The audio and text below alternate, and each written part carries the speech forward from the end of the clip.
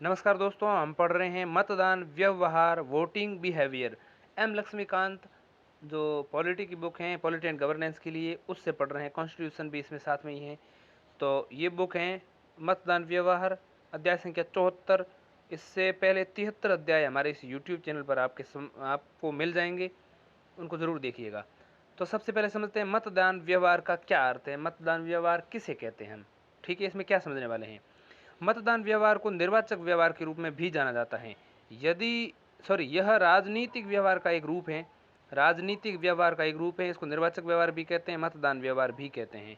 इसका अर्थ क्या है, इसका आशय क्या है। इसका आशय है किसी लोकतांत्रिक राजनीतिक प्रणाली में चुनाव के संदर्भ में मतदाताओं के व्यवहार से, यानी मतदाता किस प्रकार से व्यवहार करते हैं, उसी को ही हम मतदान व्यवहार या निर्वाचक व्यवहार या राजनीतिक व्यवहार कह सकते हैं। लोकतांत्रिक राजनीतिक प्रणाली में इसका मतलब ये होता है।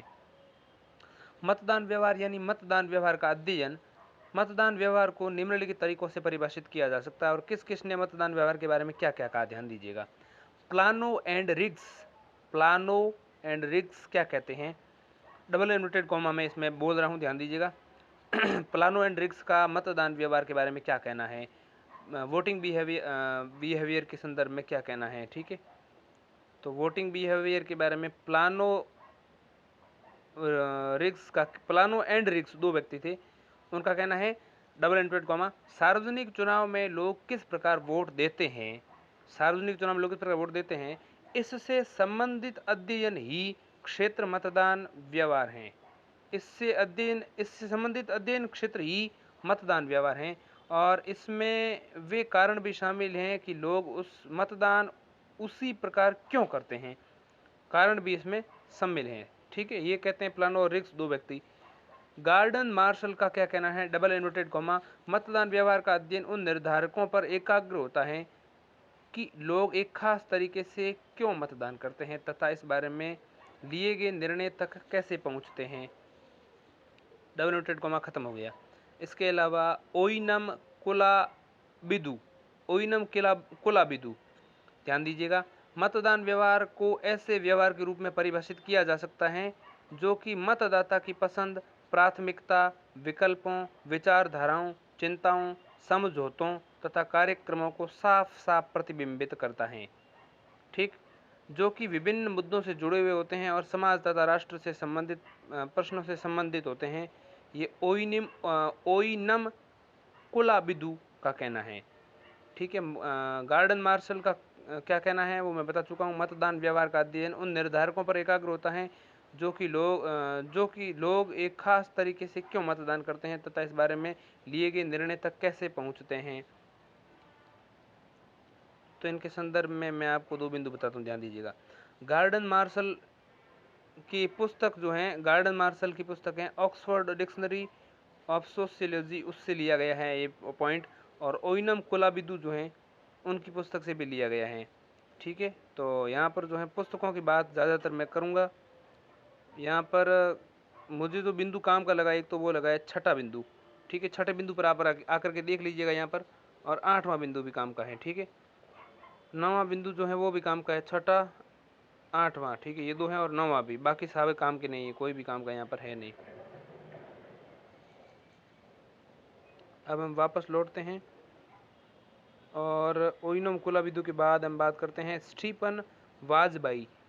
तो स्टीफन वाजपेयी क्या कहता है या क्या कहते हैं, देखिए। Double inverted comma, Stephen Vajpayee, Stephen Vajpayee. मतदान व्यवहार के अंतर्गत व्यक्तिक मनोवैज्ञानिक निमित्ति तथा उसका राजनीतिक क्रिया के साथ साथ सांस्कृतिक विन्यास जैसे कि संचार प्रक्रिया तथा चुनावों पर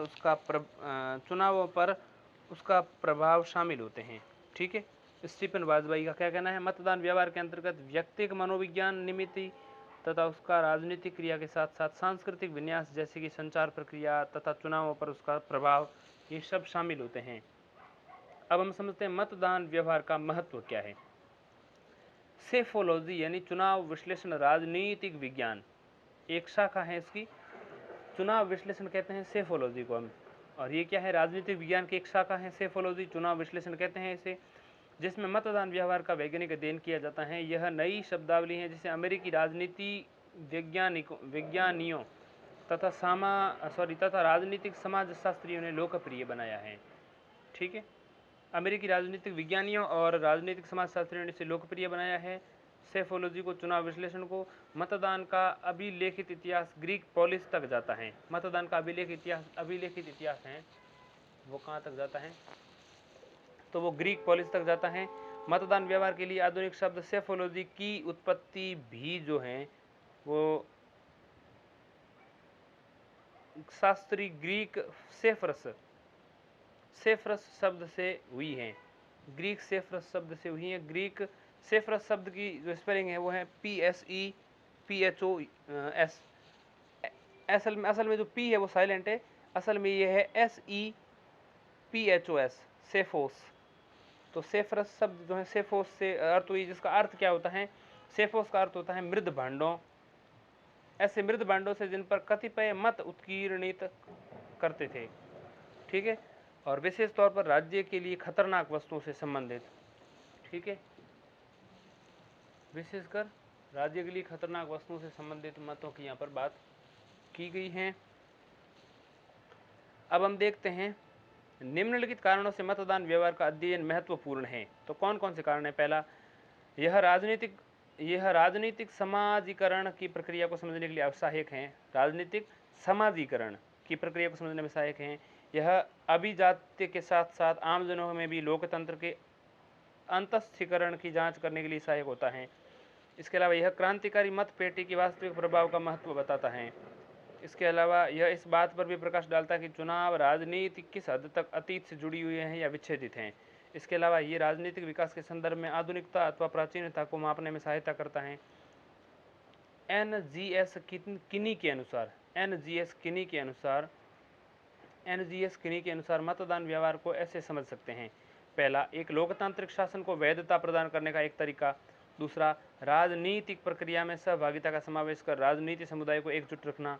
तीसरा, निर्णय निर्माण की क्रिया को दर्शाना।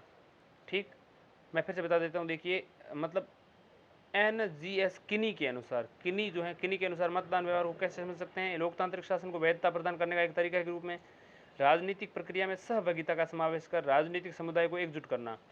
तो राजनीतिक प्रक्रिया जो है उसमें सहभागिता का समावेश करना और उससे राजनीतिक समुदाय को एकजुट रखने की बात। इसके अलावा निर्णय निर्माण की क्रिया को जो है दर्शाने के रूप में समझ सकते हैं मतदान व्यवहार को, यानी कि निर्णय निर्माण किस प्रकार से किया जाता है, उसकी क्रिया कैसे होती है, उसके रूप में इसको दर्शा सकते हैं मतदान व्यवहार को। इसके अलावा एक विशेष प्रकार की राजनीतिक संस्कृति में विन्यस्त एक निश्चित राजनीतिक उन्मुखीकरण को संबद्ध रखते हुए एक भूमिका अख्तियार करना, या फिर इसको कह सकते हैं एकल नागरिक का औपचारिक सरकार से सीधे संबंध स्थापित होना भी एक मतदान व्यवहार के अंतर्गत आता है। अब हम समझेंगे मतदान व्यवहार के निर्धारक। भारतीय समाज अपने प्रकृति रचना में अत्यंत विविध है, इसलिए भारत में मतदान व्यवहार को प्रभावित करने वाले अनेक कारक हैं। क्या है? अनेक कारक हैं मतदान व्यवहार को प्रभावित करने वाले, क्योंकि भारतीय समाज जो है अत्यंत विविध हैं। ये कारक जो होते हैं दो बड़ी कोटियों में बांटे जा सकते हैं, एक तो सामाजिक आर्थिक कारक और दूसरे राजनीतिक कारक। सामाजिक आर्थिक कारक तथा राजनीतिक कारक, इनकी व्याख्या नीचे दी गई। कौन कौन से कारक कैसे प्रभावित करते हैं देखिएगा। जाति, भारतीय समाज में जाति एक महत्वपूर्ण कारक है। तो जाति मतदाताओं के व्यवहार को प्रभावित करने वाला एक महत्वपूर्ण कारक है। जातियों का राजनीतिकरण तथा राजनीति में जातिवाद भारतीय राजनीति की महत्वपूर्ण विशेषता रही है। रजनी कोठारी क्या कहते हैं जाति के संदर्भ में, double inverted comma, Rajni Kothari जाति के संदर्भ में, भारतीय राजनीति जातिवादी हैं और जाति राजनीतिकृत हैं। ठीक है, ध्यान दीजिएगा, भारतीय राजनीति जातिवादी है और जाति राजनीतिकृत हैं। भारतीय राजनीति क्या है? जातिवादी है और राजनीति जातिवादी हैं। यहाँ पर ये बात की गई है रजनी कोठारी के अनुसार। Caste in Indian politics and politics in India. Caste in Indian politics and politics in India, ये दो महत्वपूर्ण योगदान हैं भारतीय राजनीति के अध्ययन में रजनी कोठारी के हैं। ठीक है, दो पुस्तक उनकी बता देता हूँ मैं, ध्यान दीजिएगा। Caste in Indian politics and politics in India, तो ये दो महत्वपूर्ण रजनी कोठारी की पुस्तकें हैं और इसी के बारे में बात कर रहे हैं रजनी कोठारी जी की। रजनी कोठारी जो हैं बेहद विद्वान माने जाते हैं। तो जाति के रूप में रजनी कोठारी का क्या कथन है? कि भारतीय राजनीति जातिवादी है और राजनीतिकृत हैं।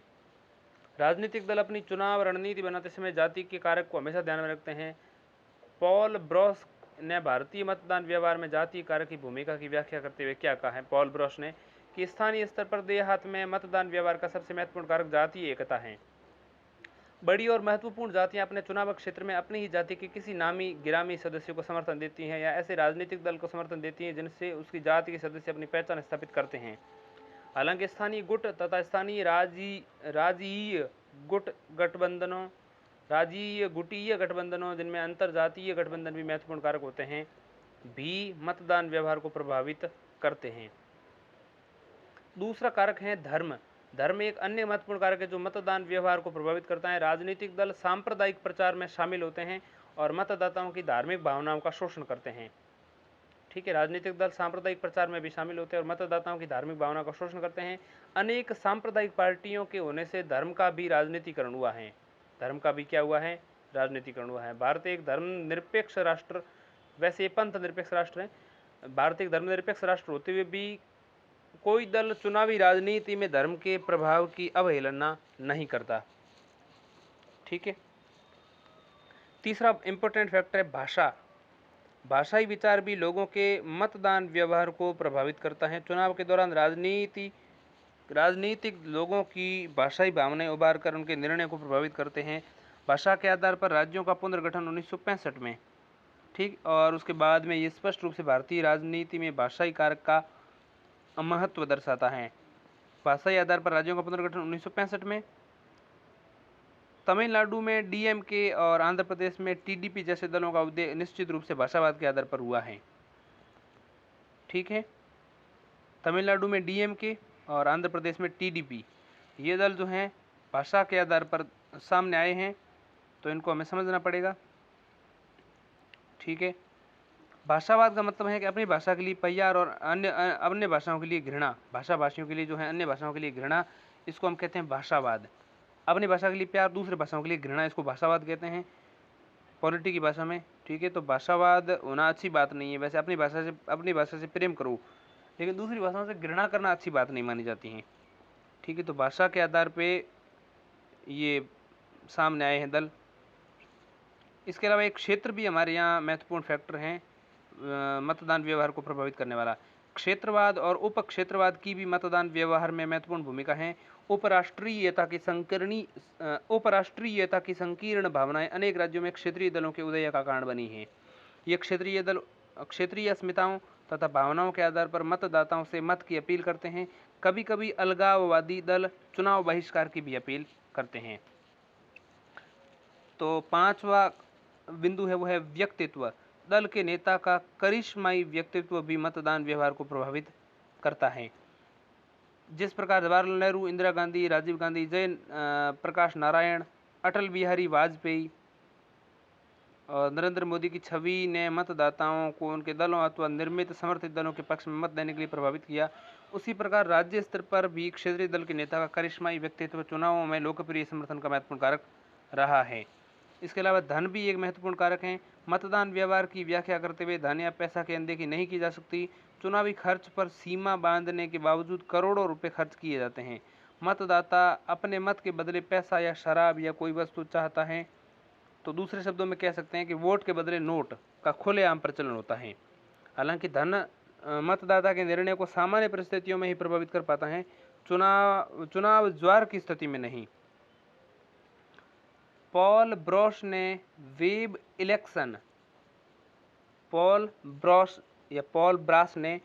इलेक्शन को इस प्रकार परिभाषित किया है। पॉल ब्रॉस क्या कहता है, ध्यान दीजिएगा कि वेब इलेक्शन वह है जिसमें मतदाताओं के बीच एक ही दिशा में एक प्रवृत्ति बननी शुरू होती है जो कि किसी एक राष्ट्रीय दल अथवा उसके नेता के पक्ष में होती है। ठीक, पॉल ब्रॉस का कहना है ये, ध्यान दीजिएगा, मतदाताओं के बीच एक ही दिशा में एक ऐसी प्रवृत्ति बननी शुरू हो जाती है। वेव इलेक्शन का मतलब क्या है? वेव इलेक्शन का मतलब क्या है? वेव समझते हैं? वेव, तो वेव जो है, वेव एक तरह से तरंग की तरह होती है। वेव इलेक्शन जो है ऐसा इलेक्शन है जिसमें मतदाताओं के बीच एक ही दिशा में एक ही प्रवृत्ति बननी शुरू होती है जो कि किसी राष्ट्रीय दल अथवा किसी नेता के पक्ष में होती हैं। ये किसी एक मुद्दे पर अथवा अनेक मुद्दों पर आधारित होती हैं। जो स्थानीय गणना तथा गठबंधनों का अतिक्रमण कर जाता है और बड़ी संख्या में प्रतिबद्ध मतदाताओं को एक ही दिशा में गांव दर गांव और चाय की दुकान तक खींचता जाता है। ठीक है। इसके अलावा एक कारक जो है मतदान व्यवहार को प्रभावित करने वाला, वो है सत्ताधारी दल का प्रदर्शन। चुनाव के मौके पर प्रत्येक राजनीतिक दल अपना चुनाव घोषणा पत्र जारी करता है, जिसमें मतदाताओं से अपने प्रकार के वादे किए जाते हैं।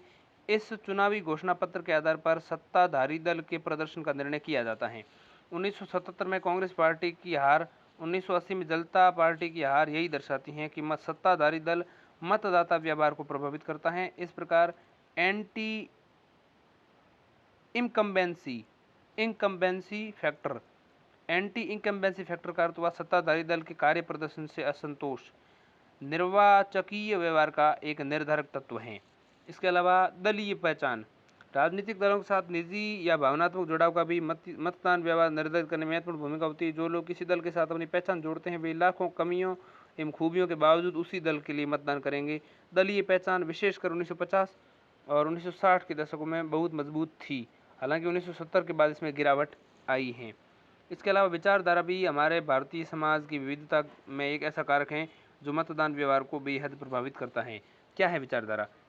किसी राजनीतिक दल द्वारा पोषित विचारधारा भी मतदाता के निर्णय को प्रभावित करती हैं। कुछ लोग समाज में कुछ विचारधाराओं जैसे साम्यवाद, पूंजीवाद, लोकतंत्र, धर्मनिरपेक्षता, देशभक्ति और विकेंद्रीकरण आदि के प्रति प्रतिबद्ध होते हैं। ऐसे लोग उन्हीं दलों के उम्मीदवार को मत देते हैं जो उनकी विचारधारा को ही मानते हैं। लेकिन यहाँ यह उल्लेख करना जरूरी है कि ऐसे लोग गिनती के हैं।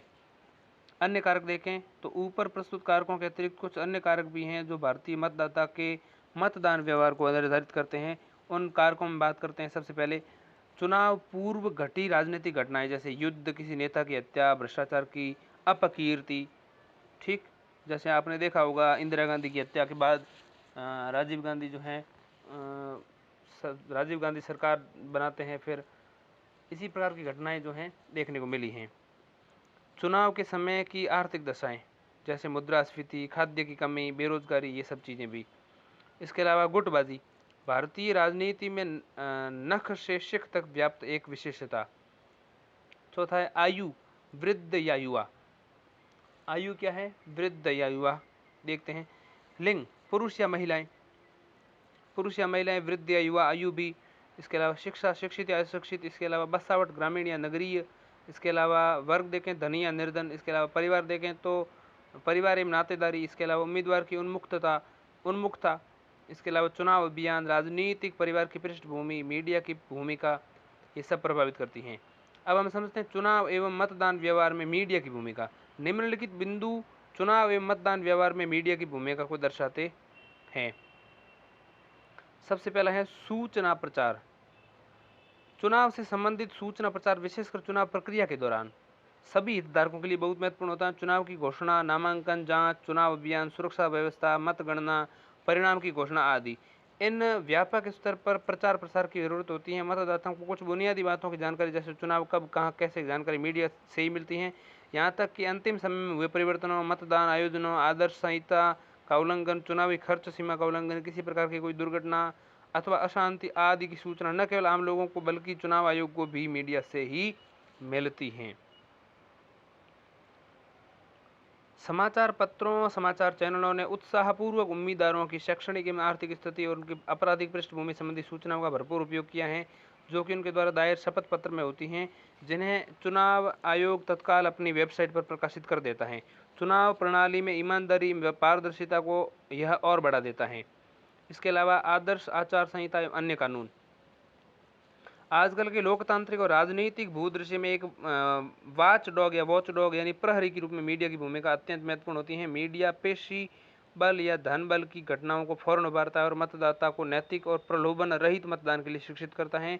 यह आदर्श आचार संहिता के उल्लंघन के मामलों को भी ला सकता है, जैसे घृणा प्रचार करने वाले भाषण, मतदाताओं को प्रभावित करने वाले आधारहीन और अप्रत्याशित आरोप आदि।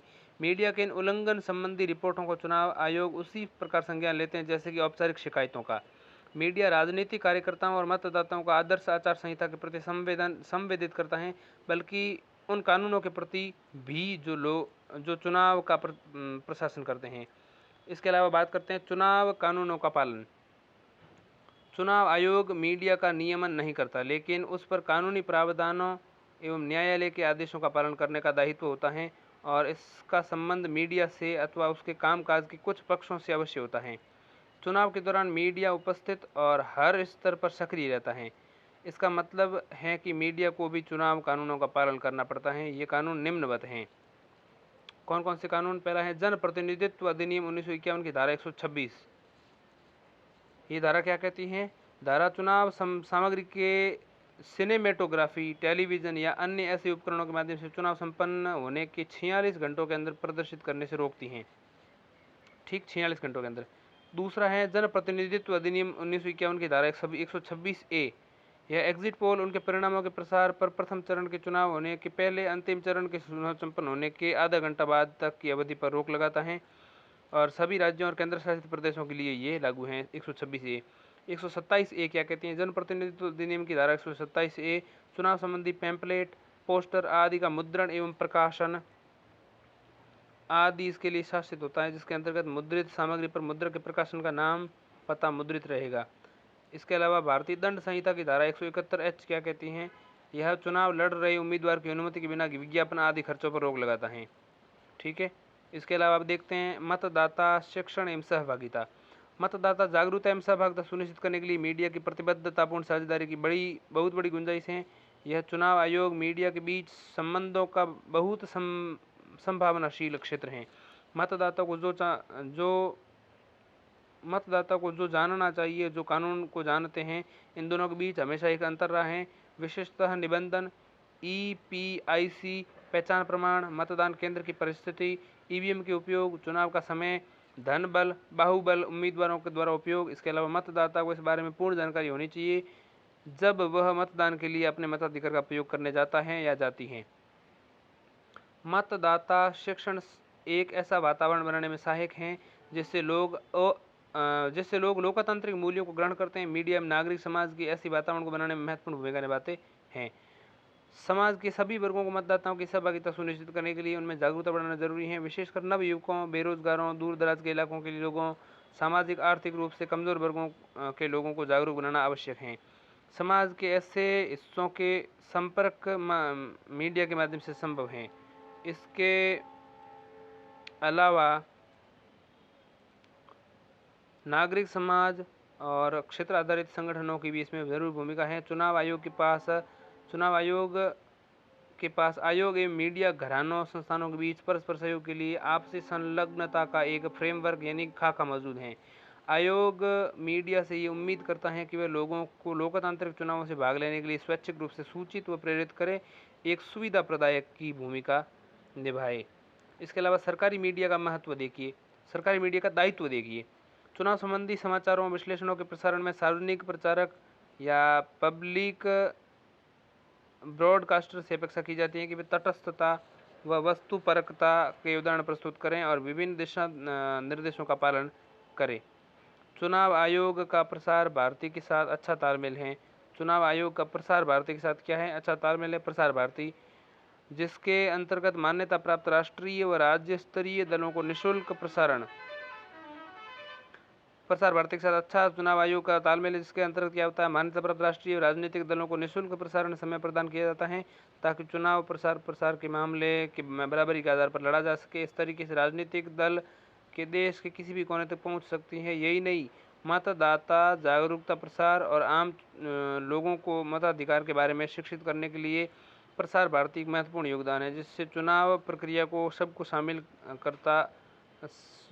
शामिल करना संभव हो सका है।